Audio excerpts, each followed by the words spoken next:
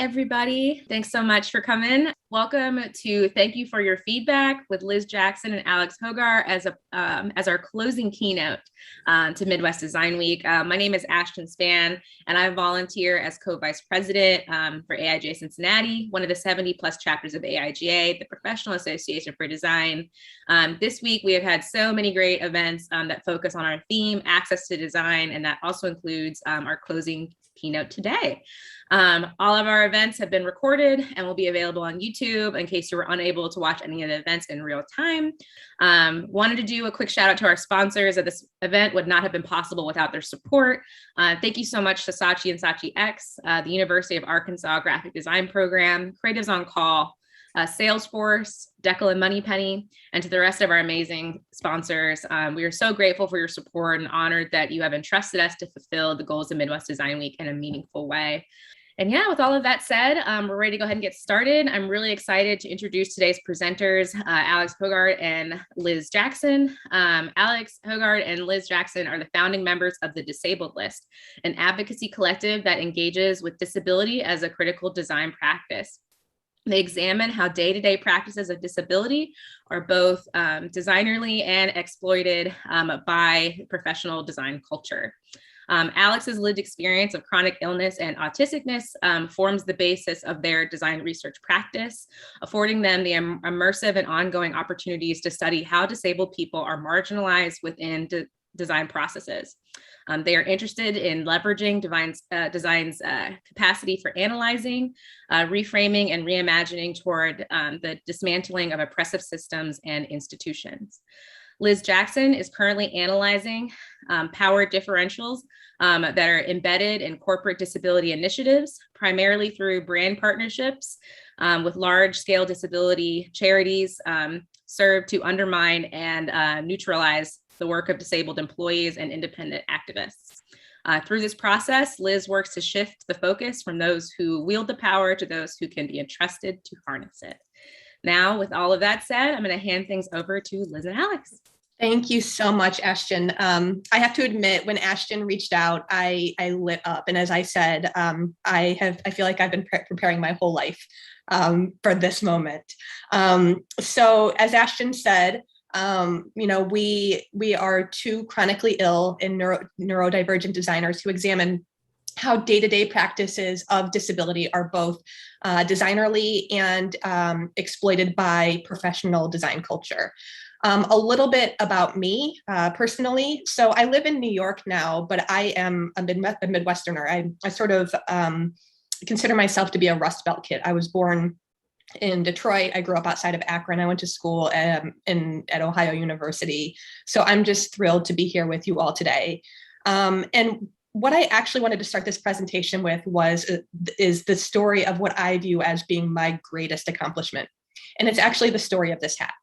So right before COVID hit, I was approached by AIGA in Kansas City to come and do some presentations there. And I went and I was driving around in a car. It was with the president of AIGA at the time, and it was with someone involved with one of the local design schools. And will you cut to the next slide for me, Sarah? Thank you. And we happened to just suddenly drive past this store named Made Mob. And I couldn't believe it. I was so excited because I had been eyeing the store online. They had really cool Midwestern streetwear and I wanted to go in. So I convinced the two others that I was with to stop, and we go inside the store and I'm just running around and I know their product line. So I'm asking, do you have this hat? Do you have a shirt? And they kind of pulled up for me and they were asking me, how do you know about our store? And I was like, well, I'm a New Yorker, but I'm also a Midwesterner. And the president of AIGA had taken a lot of interest as well. And so the two of us were bantering with the store owner as he was wrapping up my apparel. And I had happened to notice that the person running the design school was standing over by the door. So when we eventually left, I asked the president of the design school, I said, did you not enjoy the store? Or like, was there something that was wrong? And she said, well, actually, the guy that you were speaking with, he ended up getting kicked out of school because all he wanted to do was this. And she said, I had no idea that he had turned it into a store. And so I can't help but think to myself, how good it must have felt to him to see that person who had kicked him out of his school come into his store with someone who was so enthusiastic about it. And I feel like I unintentionally gave him this great gift, and I view it as one of my greatest accomplishments. And so I really wanted to tell that story today. Just kind of as an intro. But I also want to talk a little bit more about our work. So our work takes on many forms. And over the last few years, we've actually taken a great deal of interest in surveys. Will you go to the next slide? So Alex is a researcher, and they'll tell you a little bit more about their research practice. I am not, but I have learned a lot about surveys. And I actually got this survey in an email, and it was from AIGA. And before this, when Alex and I were looking at surveys, we were really interested in how do you tell the full story of disability? How do you share someone's full experience of disability over the course of a survey? And what this did, this wasn't actually a disability survey. This was a diversity survey. And in it, there was a singular disability question. And this happened to be that question. And you'll see at the bottom, I responded by saying, I do not agree with these classifications. But, it really struck me as interesting as this being the question that AIGA was asking its members about disability. If you look closely, right, it says, are you a person that has ADHD, anxiety disorder, chronic illness, blindness, cognitive learning disorder? You scroll down and there's something, wheelchair bound is sort of deeply offensive terminology. People who use wheelchairs are not bound to their wheelchairs, they're wheelchair users. And there's also a lot of overlap, right? You have here, cognitive learning disorder and then learning disorder. Like, what's the difference? But I think to myself, I'm a cane user, I'm Tourettic. And so, I don't see where either of those would fit because I'm not wheelchair bound. And so again, this sort of raises a lot of questions about the ways in which we think about disability, even in AIGA. And so I just wanted to kind of get you to start thinking about, okay, how is it that we're defining disability? And if anybody wants to ask in the end about how to segment disability, we'd be happy to speak about that. But what I wanted to also kind of get you thinking about too is how I actually feel about surveys. And this may actually be why I am a hesitant researcher. If you could go to the next slide, Sarah. So I sort of, one of my least favorite thing that I experience is when somebody tells me, thank you for your feedback. Essentially, thank you for your feedback is the end of a conversation. And it essentially tells the person who is being thanked for their feedback that they have just lost control over the knowledge they have provided, oftentimes the knowledge of lived experience. They have lost control over how that knowledge is going to be used. If you could go to the next slide. This is a version of thank you for your feedback. This is a meme that I made for a friend who received thank you for your forceful feedback. So you can kind of see how passive aggressively this plays out. But as designers, I want us to start thinking about what does it mean when we thank people for their feedback? And with that, I'm actually going to throw over to Alex. Excuse me, and I'm just hiccuping my coffee, but I'm here. Hi, everyone. I'm Alex Haagaard. My pronouns are they, them. And I want to talk a little bit about something called the modified ISA. And Sarah, if you could move to the next slide. So if we were in person, I would probably ask you to raise your hands if any of you recognize this. I have a feeling that a lot of you probably will recognize it, even if you don't necessarily know its name, which is the modified ISA. And this is a design that emerged out of something called the Accessible Icon Project, which was led by a couple of scholars and artists, one of whom is Sarah Hendren, who is sort of widely lauded for her work around inclusive design and sort of critical analysis of design. And what this started out as was actually a street art project in which the members of the Accessible Icon Project had collected various examples of the way that the ISA was, well, shown, changed, modified in different commercial and public spaces. And so the original ISA is one that also everyone is probably familiar with. It's the more standard version of this. It shows a very blocky, rectangular stick figure sitting very passively in a wheelchair. They actually appear to be part of the structure of the wheelchair, similarly to this figure. But notably, they are sitting upright. I believe the wheelchair has push handles. And so there's this very sort of static passive sense to the original ISA. And so as the Accessible Icon Project members sort of collected these different representations, some of which did show more active chair users, they also came up with this idea to create a modified version of the ISA that would sort of reflect different ideas about disability. And then they turned this into a street art project in which they created decals that they would patch over existing accessibility signage. And with the sort of gaining of recognition of that street art project, something that the Accessible Icon Project members didn't initially expect happen, which was that the modified ISA got taken up as a sort of campaign by a lot of disability advocacy charities and organizations, notably not a lot of disability-led self-advocacy organizations, but a lot of organizations doing work with and adjacent to disabled people, because they felt this was just so great. It just changes the way that we think about disabled people, because, you know, they're no longer passive and static, they're active and mobile. And so there sort of became this groundswell of campaigns to change this symbol to the official symbol internationally and in certain municipalities. And I believe, Liz, correct me if I'm wrong, but I think they actually did change it in New York. It's now the official version of this symbol for the state of New York. But what's interesting is that while there are problems, a lot of problems with the ISA, this one actually replicates most of the ones that have been expressed by disabled people and actually introduces a couple new ones. So I'll preface it by saying that some people, some wheelchair users do like that it portrays a chair user as more active and in motion and sort of independent. They're very obviously propelling themselves. And I get this feeling too. I'm an ambulatory manual wheelchair user, and there is nothing I like better than zooming down the street in my chair. Like, it's just euphoric feeling, frankly.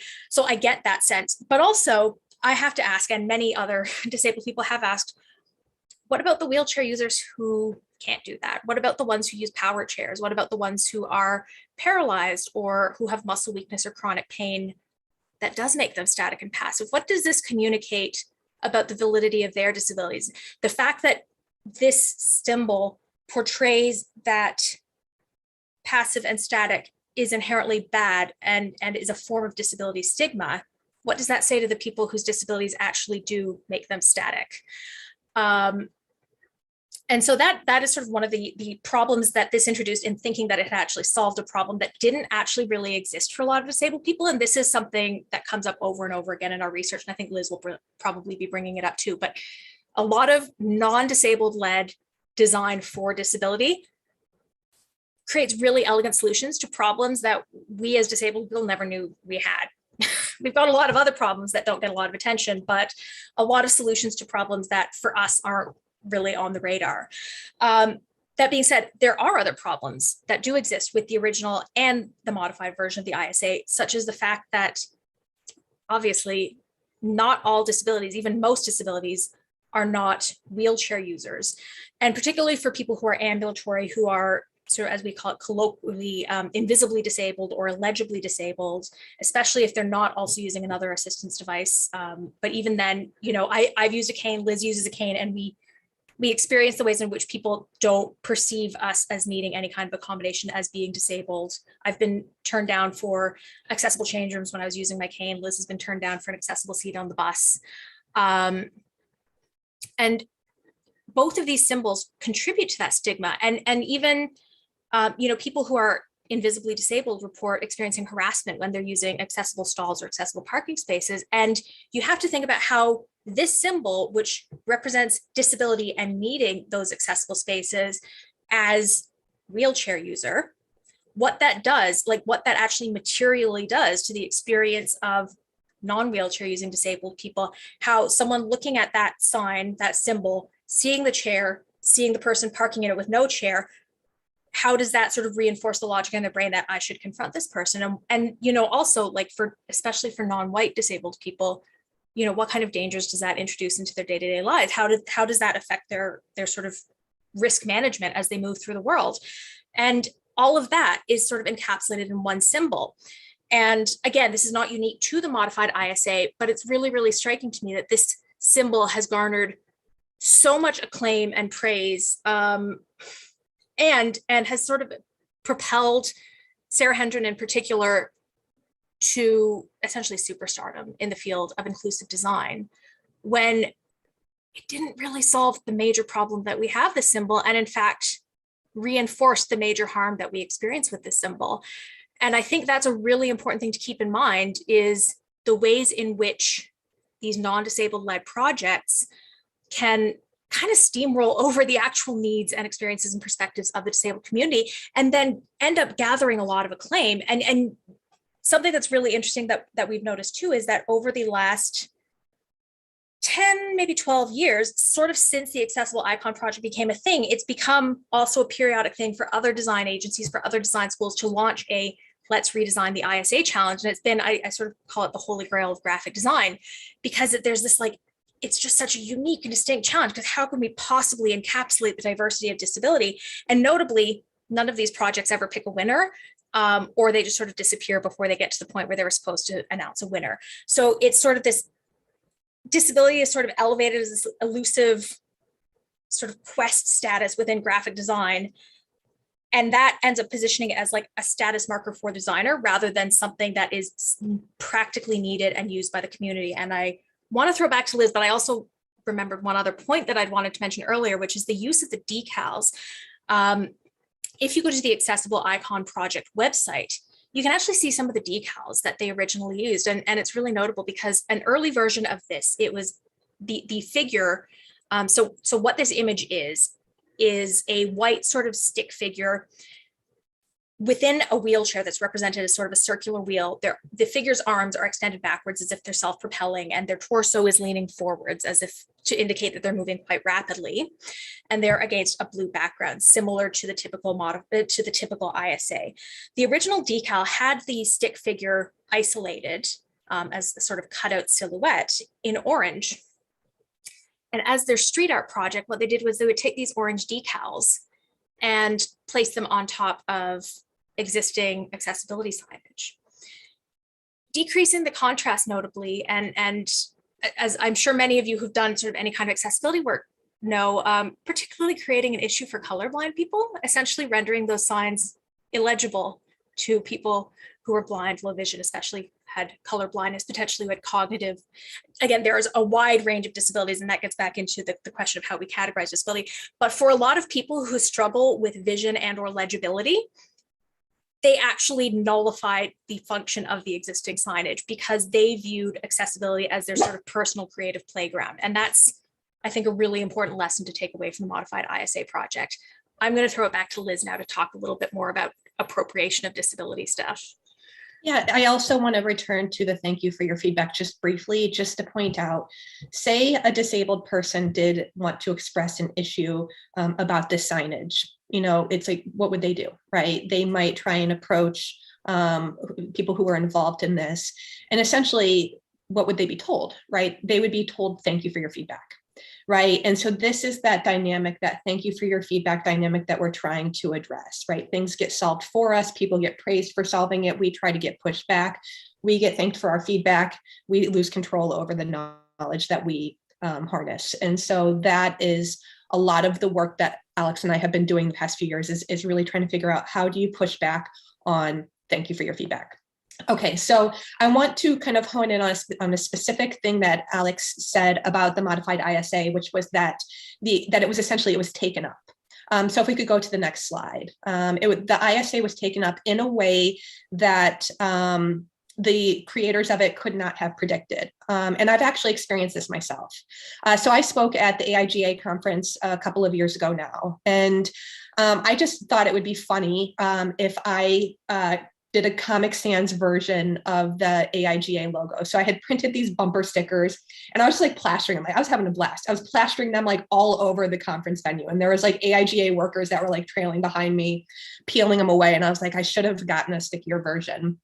But the goal of it is that in disability, there are a lot of disabled people who actually do prefer Comic Sans. And it is a choice that disabled people make. There's actually no research at this point in time that backs it up. And so I found this to be kind of a really interesting visual to kind of play around with. And I thought to myself, well, what if we could make this into a liberatory disabled aesthetic, one in which we use it to resist, right? We like Comic Sans a logo. And so when I was doing this and as I presented, I had actually encouraged whoever was in the audience to do a Comic Sans version of their logo. And I was blown away when after my presentation, if you go to the next slide, Michael Beirut had actually created a Comic Sans version of Pentagram's logo. And this was really exciting for me at the time. And I just like, I couldn't actually, when I saw it, I couldn't believe it. And then it sort of blew up and it turned into something else, right? We were getting a lot of Comic Sans logos. And there's this thing that I've kind of learned, which is that when I present, a lot of people will kind of take from my presentation my ideas, but then it quickly kind of folds back into their sort of original line of thinking. And so the Comic Sans takeover, whereas I saw it as this liberatory act, this radical act, it ended up becoming something that was actually done for us. Oh, we can help disabled people. And I had lost control of it as soon as it was taken up. And so I'm actually going to throw back to Alex to explain how this happens. Yeah, and this is something that I think this was the first time that we or you sort of really notably experienced it and didn't quite realize what was happening at the time. It just didn't quite feel right. But since that time, it's been a dynamic that's happened sort of over and over again. And it's something we've come to recognize, which is the ways in which, quite simply, the act of taking up the things we advocate for often functions to neutralize their I use the term radical. Sorry, I'm autistic and I tend to go on tangents. My brain does not work in a straight line. So I use the word radical in the way, I'm sorry, I also have a hound dog. So could you not right now while I'm talking? Sorry. I use the word radical in the same way that has been used by Adrienne Marie Brown in her book, Emergent Strategy. And I believe she was pulling that usage from Angela Davis, which is to mean at the root. And so not necessarily meaning extreme, but meaning dealing with sort of particularly systemic issues at their roots rather than sort of dealing with them at the surface level. And so essentially what we try and do is we have historically tried to come into the design field, into professional design, into sort of corporate spaces and agencies, into schools, and try to advocate for shifts that are a little bit more radical, sort of getting to the roots of some of the ways in which disabled people are excluded from and by these design systems. And what often happens is we get into the space and people, they just respond really, really positively. You know, they're like, that was so inspiring, which is also, inspiring is a very loaded term for disabled people. There's a term called inspiration exploitation, which talks about the way that in particularly popular media, stories that get shared about disabled people tend to be either tragic or inspirational. You know, the amputee who managed to scale a mountain, or similar, the person who overcame their disability in order to succeed in society. And so being called inspiration is always just like a bit of a loaded thing anyway. And that's sort of often the response we get, like, oh my God, we've learned so much. This was so inspirational. This is amazing. And then we see the people that we spoke with take the points that we made and repackage them to fit into the exact paradigms we were critiquing. And so, for example, we do not align ourselves with inclusive design, and that is an entire other talk, but we have significant critiques of the way that inclusive design sort of positions its theory, its methodology, the way it's structured as a field. And we're pretty upfront about that, and we include critiques of inclusive design explicitly in a lot of our talks, in articles and blog posts that we write.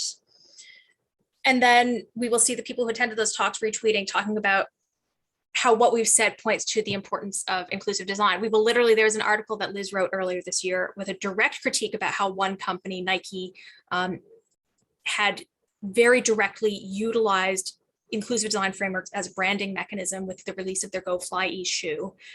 And this article, which was like a very direct and explicit critique of inclusive design, got positively retweeted by a number of people at companies who are literally like the head of inclusive design at companies that have been sort of gained a reputation for pioneering inclusive design. So this dynamic of uptake in order to neutralize is something we've been increasingly just grappling. And honestly, I don't know that we've yet found a good solution to it. But it's something to keep in mind, particularly sort of if you are someone who's trying to position yourself as an ally or accomplice within an industry, to be aware of the ways in which marginalized people who you bring into the space may essentially get used as to put a nice progressive veneer onto whatever work is already being done, rather than actually making any meaningful change at the systemic level. So I'm gonna toss it back to Liz now. Yeah, so I'm trying to think. I just got a thought that I realized I wanted to loop into this. I think I'm going to skip to what I had kind of wanted to add on. So will you go to the next page, Sarah? Thank you so much. So this is our website. And it says here, this website is disabled. Will you go to the next slide? And this is, if you scroll down on our site, this is what you would read. It says, when a website is down, when access has been revoked, or when a feature is not working, we are told this website is disabled. The internet seems to think that disabled means revoked access, not working, down, and broken. But to us, being disabled means so much more. So this is our website. And I'm actually finding it really striking because simultaneous to our doing this presentation, we're actually working on with a university program on their website. And the reason we were brought in is because they essentially need to bring their website up to code for the ADA, right? ADA compliance. And the thing that we're actually finding is that the process of which it requires to bring their website up to code is fundamentally inaccessible. And so it's always so interesting to kind of see how kind of inaccessible processes lead to access, but that's sort of a side note. So when we were designing this website, what I had decided is I have a handful of friends that use screen readers. Most of them are blind. And I wanted to make them laugh. I really wanted to delight them because we don't really know our audience in disability spaces well enough. We never think, we want to delight the disabled person, but that was really my intent. I just kind of wanted to get my friends. So what we decided to do is the background that you see, if you see a background, there are blobs, there's like little ribbons that run through, it's kind of colorful. We actually that is actually a JPEG that we had put behind the text. So it's not technically a background, it's actually an image. And the reason that we wanted to use an image as the background was so we could write alt text. And what I did was I wrote really long sort of poetic alt text sort of over describing the blobs because I just, again, thought it was hilarious. So afterward, I had a friend do just a quick website audit of the page. And essentially what he said is when he showed it to one of his blind friends found the alt text description to be clunky and far too long. And I think in some ways he felt trapped by it because it wasn't what he was used to. And for us, I think that raised a lot of questions around compliance and access and what we expect, right? Is the screen reader user's experience of the internet brevity? Because I don't necessarily think that's my own experience. And so these are some of the questions that we started asking through the process of building out our website. And again, these are questions that derive from a disability cultural led approach, which is what we're advocating for, separate from inclusive design. And I'm going to throw back to Alex to explain that a little bit better.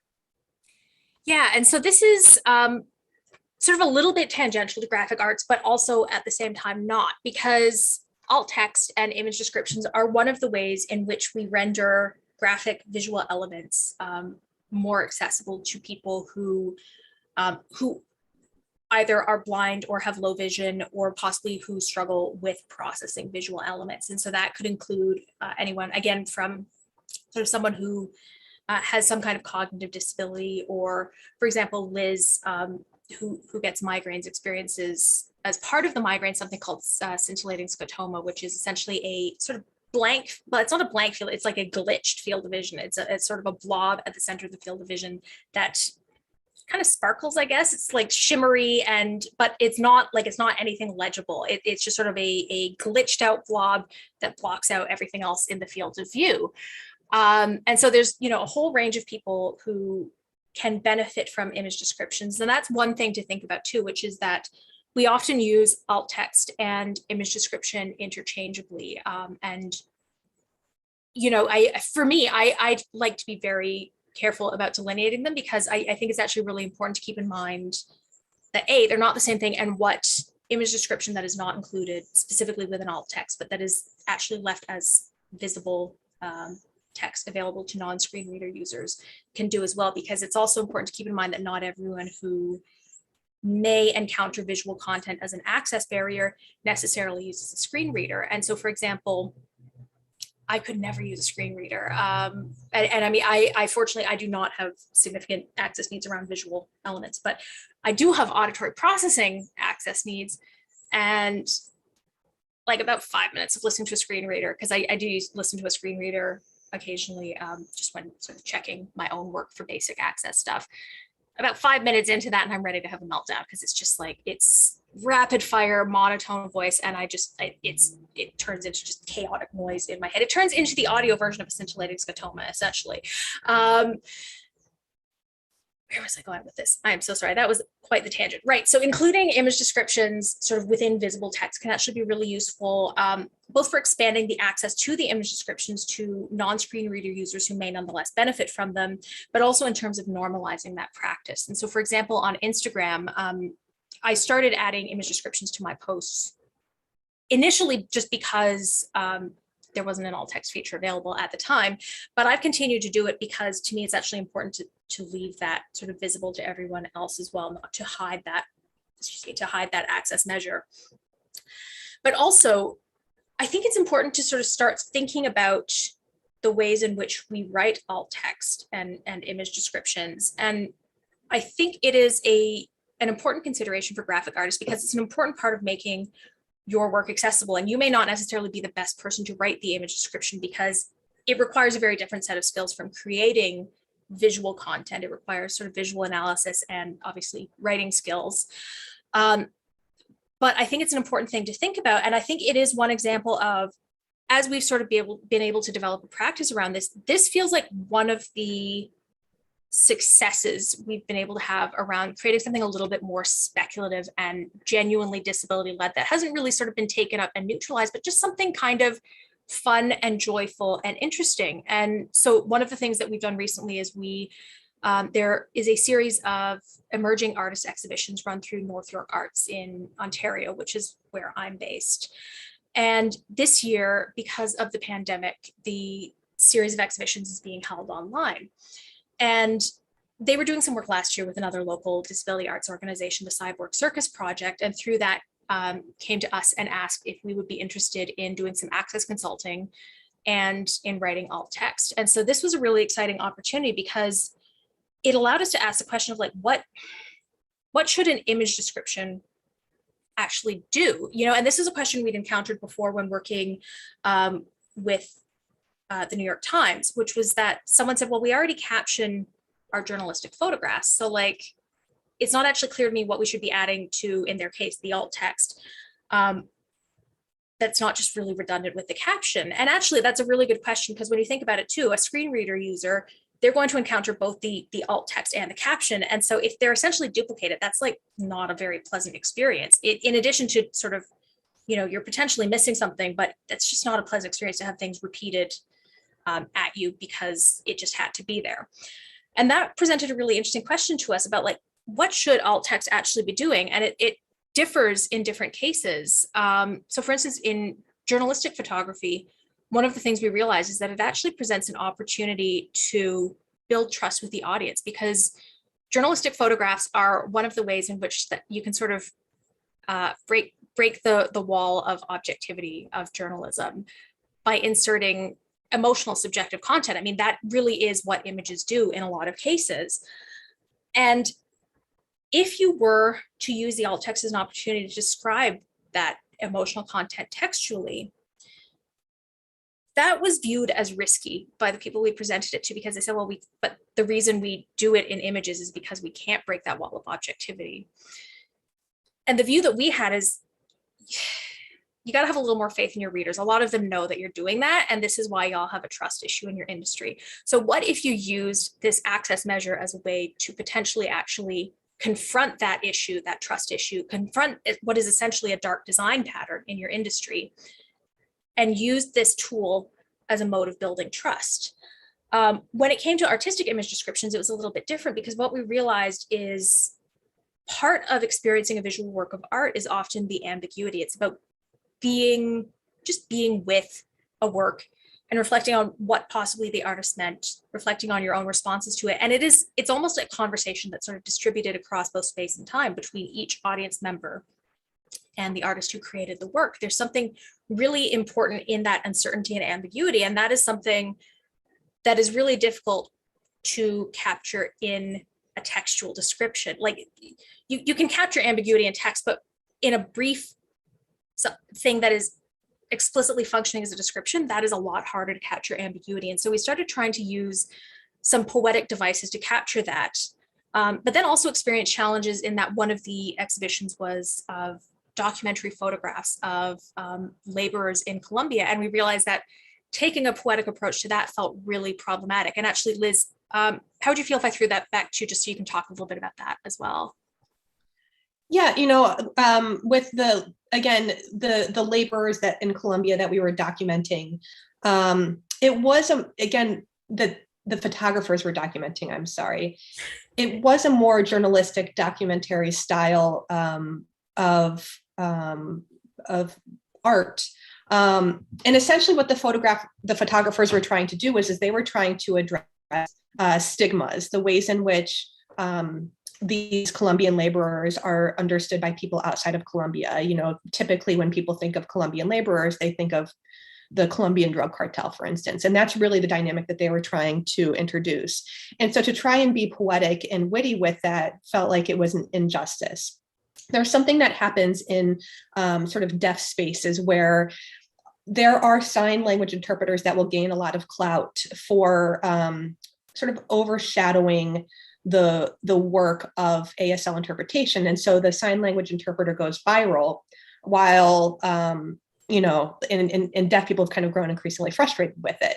And so that was another thing that we wanted to factor into the alt text is like, we didn't want to get more creative than the artist, right? There's a humility that goes into writing alt text to truly honor it. And I don't want to get too far off track. And yeah, I'm just going to add a couple sort of closing points to what I think some of the takeaway lessons we gained from this particular experience, from this project. And that is, first of all, that it's important to go deeper. That sounds really basic, but asking the question of, what is alt text actually supposed to do? Even what is image description supposed to do? Like that, it seems like a really basic question, but it's also kind of fundamental. And once you start digging, you start getting to some really interesting insights, and you realize, first of all, how contextual the role of image description is, and all of these complexities around, whether something is documenting, whether it is expressing, whether it is communicating, whether it is trying to persuade. But asking those basic questions is really important, and I think often exists in tension with the compliance-oriented mindset with which we tend to approach a lot of accessibility. And again, Liz talked about this sort of website and program rebranding that we're working on, where the impetus for bringing us on, was that they need to meet ADA.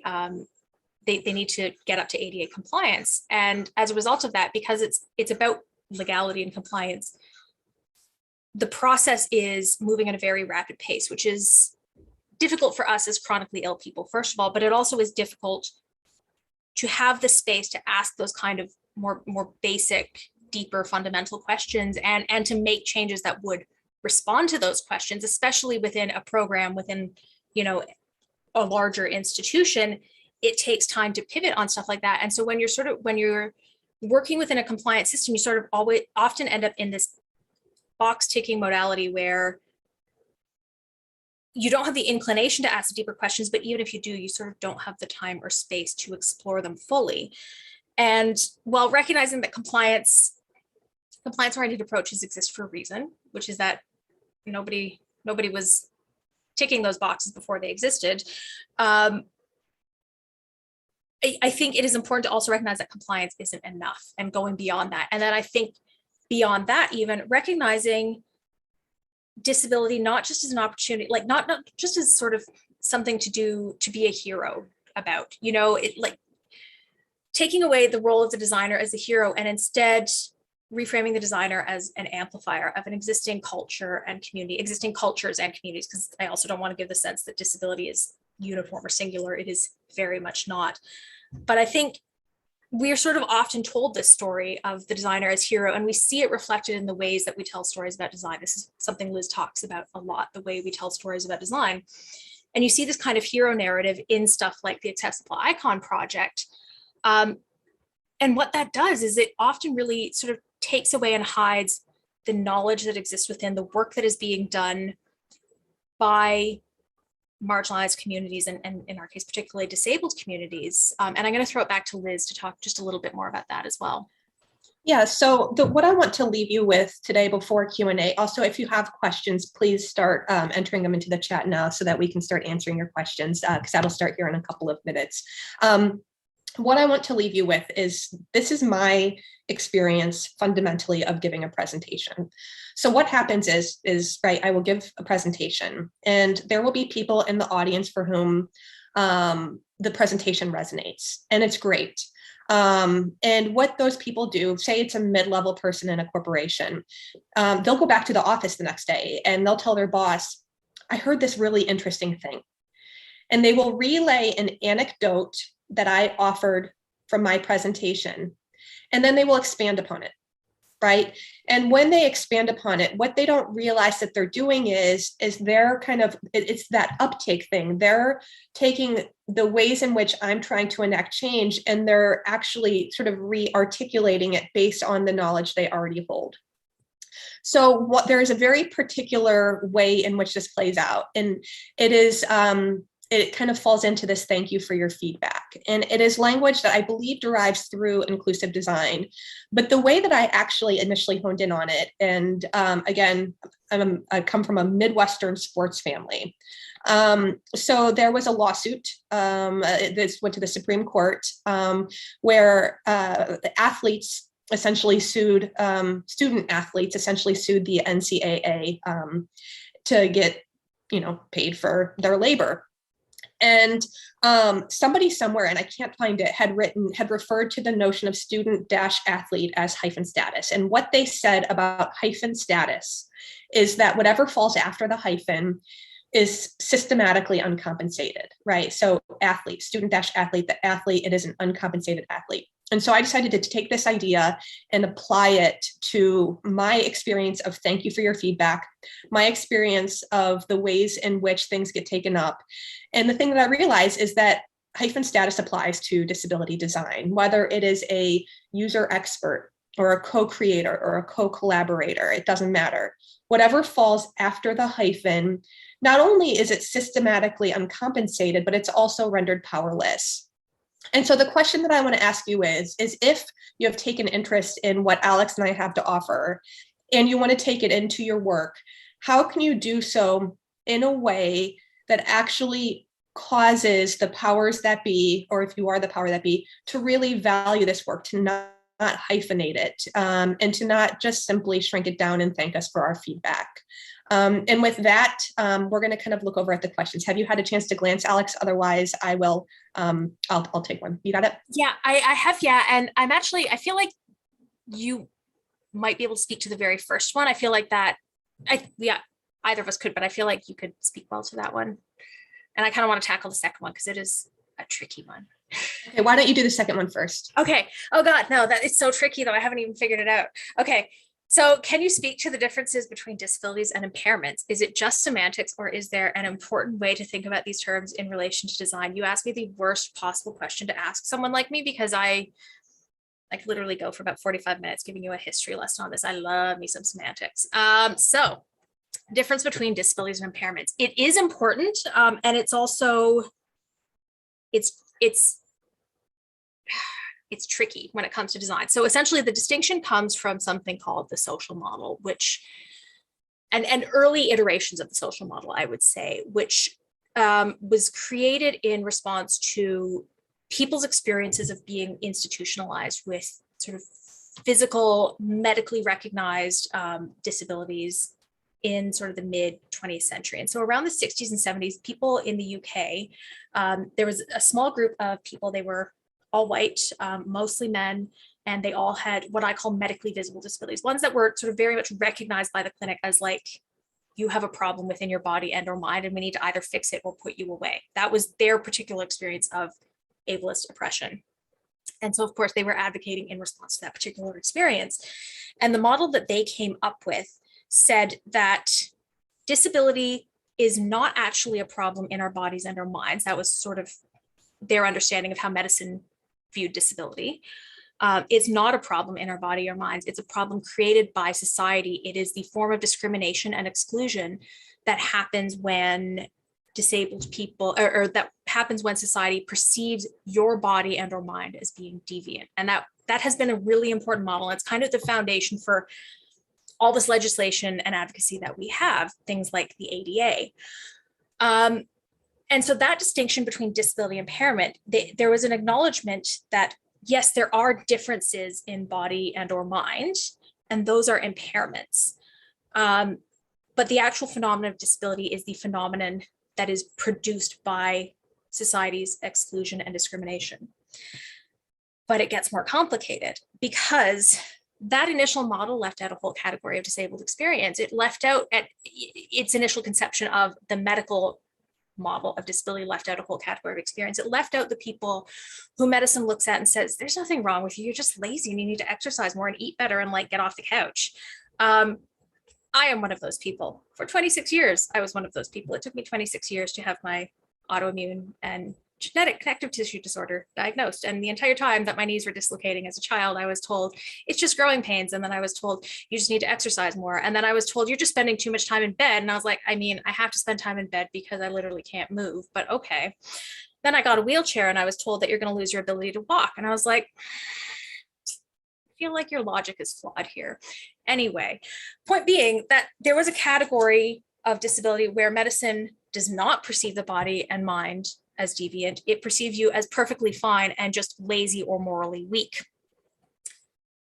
And what do we say, like, how does society perceive that? Because society also doesn't really perceive that as disability. You just sort of, we call it colloquially invisible disability, and there's contention around that term too. But I think it's valid because you sort of just disappear from society. I became bedbound and housebound for 3 years. I had to move back in with my parents in rural Ontario.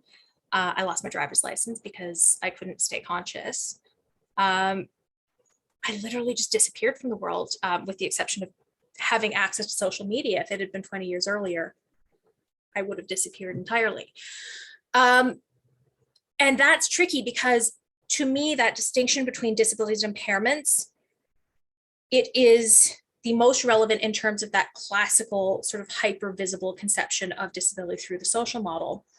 And I think it is worth thinking about. It is very true that there is a category of discrimination that happens, and exclusion that happens on the basis of perceiving people's bodies and or minds as being different, as being deficient. That is a category of disabled experience. It is real. We need to address it. And making that distinction between disability and impairment there can be relevant, but it becomes tricky with things like invisible and chronic illness, where the oppression that I experience in the world is fundamentally tied to the limitations of my body. Because, for example, I'm narcoleptic. That was the whole consciousness thing. And I am chronically ill in a way that impairs my energy.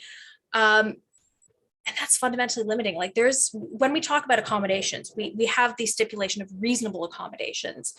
And it's interesting because when you sort of think about what counts as reasonable or unreasonable accommodations, the unreasonable ones are the ones that often have to do with invisible disability or chronic illness. But more importantly, reasonable accommodations are the ones that can get a disabled person to a point where they're able to work, they're able to be productive in ways that approximate abledness, non-disabledness. So for example, as a wheelchair user, if I didn't have chronic pain and energy limiting disabilities, if I just simply sort of had issues with mobility, as a wheelchair user, you put a decent ramp into a building, and I mean, I can get in there and I can do my job just fine.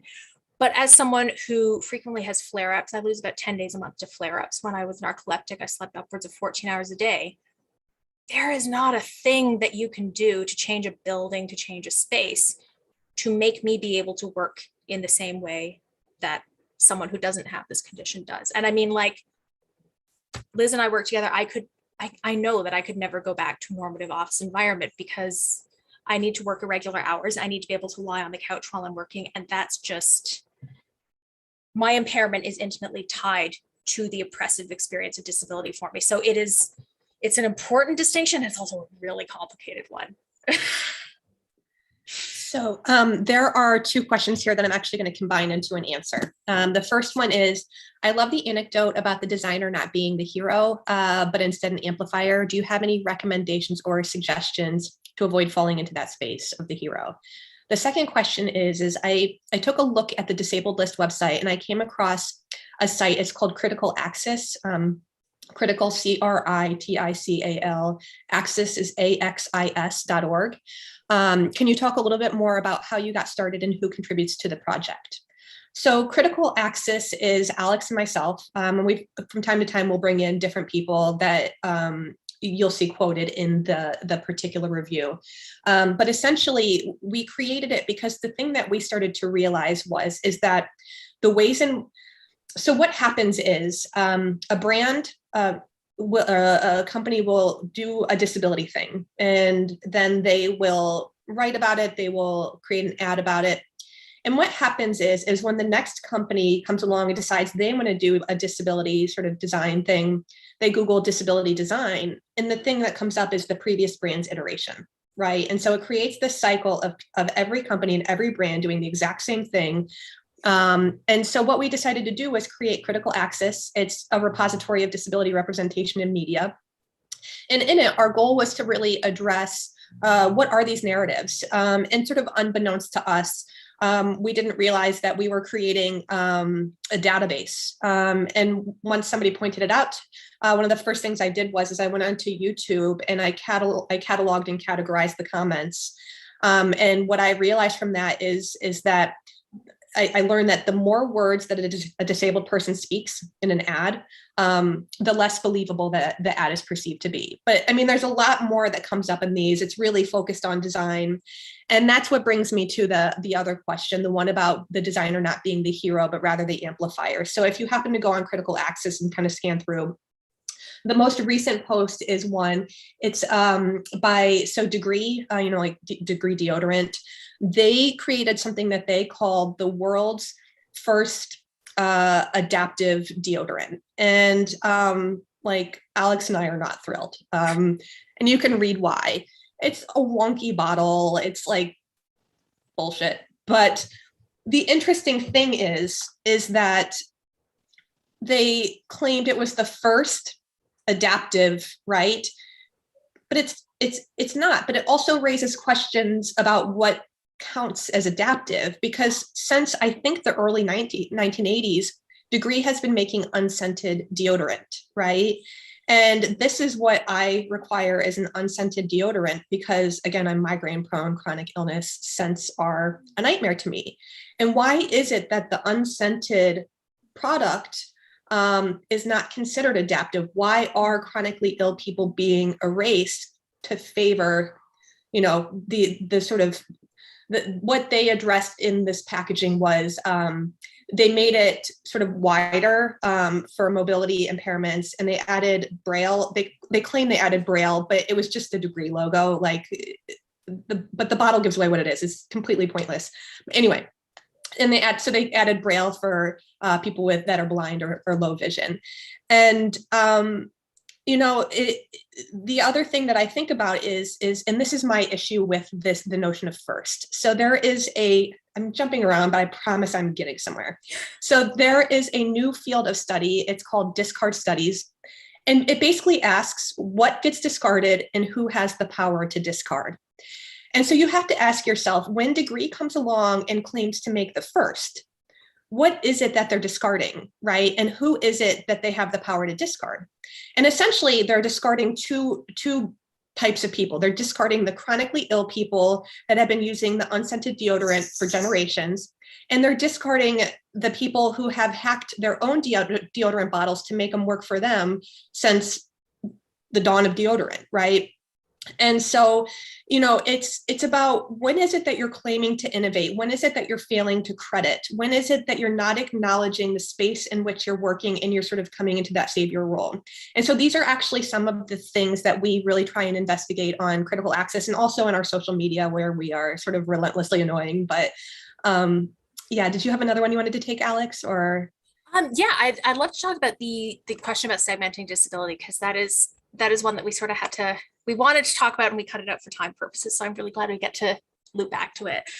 Yeah, it's a really interesting question. And so I think the first thing to keep in mind is that it really depends, again, on what is it you're trying to find out about disability. And, I think that was sort of one of the clearest issues with the question in the survey that Liz encountered it goes back to the box ticking exercise. It was clear that their checklist of disabilities was itself a checklist item for them. Like, we have to ask this, but like, they didn't really know why they were asking it, which was reflected in, there was no sense to the categories that they were providing. Like, there was nothing logical that you could gain from sort of categorizing the possible responses in this way. So first, thinking about like, what is it that we're actually trying to find out here? Like, why are we interested in the kind of disability? And you may have noticed that when I was talking about sort of the Accessible Icon project, that when we were talking about alt text and image descriptions, we talked about people who experience access barriers with visual content. And we did sort of break that down a little bit into examples of blind and low vision, people with, migraine, people with, cognitive disorders that affect their visual processing. And that's the thing. The category of disabled experience that experiences visual content as an access barrier is so much wider and diverse than could possibly be captured through a box like blind and low vision. Like, that is not a box that Liz, for example, would ever tick for herself. And yet her experiences as someone with scintillating scotoma might be really important for someone who is trying to think through access around visual content to understand, and particularly because someone with scintillating scotoma is not likely to be a screen reader user. So this is the other thing that sort of happens is, often, particularly within digital accessibility, there's sort of this collapse that happens where disability is collapsed to the assistive device, and the assistive device we think about, the things that we think about as assistive devices are categorized in a very narrow way. So like, there's screen readers, there's like maybe speech to text, eye gaze, maybe like some adaptive mice keyboards. We've got the Microsoft XAC now. And again, it goes back to Liz's point about the degree deodorant. Like, what are the things that don't get counted as assistive devices? And so for me, for example, I use a laptop rather than a desktop because, as I said, we're sort of hitting the upper limit of how much time I can spend at my desk each day. And after this, I am going to move right back to my sofa for the rest of the workday. And obviously I cannot drag a desktop computer back and forth with me. So I use a laptop, and that means I also use a trackpad. And trackpads, if you've ever worked with sort of web devs or software devs, trackpads are kind of stigmatized. They're like the loser version of a mouse. Like, why would anyone want to use it? Well, I would use it because I have to, because my laptop is my assistive device. And so, circling very circuitously back to my point, just sort of thinking about the things that get left out is really important. And one of the ways to capture some of the things that frequently get left out is, rather than making assumptions about who might be using a particular access feature or who might be encountering a particular access barrier, just ask about the access barrier itself. So if for example, you're designing a website, categories might be, visual content is a barrier, is an access barrier to me. language is an access barrier to me. Audio content is an access barrier to me. Interactive objects are an access barrier to me. I'm trying to think of people with sort of mobility, dexterity, and trackpad issues. So framing the categorization in terms of the actual features that might present access barriers, I think is a really useful way to capture it. And I also want to stress that if any of you have experience with inclusive design and the idea of functional mismatch, this sounds very similar to functional mismatch, but it also really isn't, because functional mismatch sort of says the disability experience is contained within the functional mismatch. And it goes so much beyond that, because the way Liz navigates the web, yes, she experiences scintillating scotoma and visual access barriers, but it influences how she accesses the web. So I just want to make that sort of distinction clear as well. And I notice we're at time, so I will wrap it up there. No problem. Thank you so much for answering that. I think that was really important for our audience to hear it. So I was like, I wanted you to keep going as long as you needed to. So, but thank you so much to everyone in the audience for joining us today. Let's give a virtual round of applause for Liz and Alex. Really appreciate your time today and sharing your experience and your work. Before we leave, I want to give another shout out to our sponsors for this year's Midwest Design Week. Without your support, none of this would have been possible. I hope that everyone enjoyed hearing from this week's presenters, and then everyone walked away with a better understanding of the impact of access to design, or lack thereof, and the role that we all can play in making experiences and opportunities accessible for everyone. Thank you so much again, and enjoy the rest of your day. Thank you so much. Thank you, Ashton. And thank you, everybody, for giving us the time.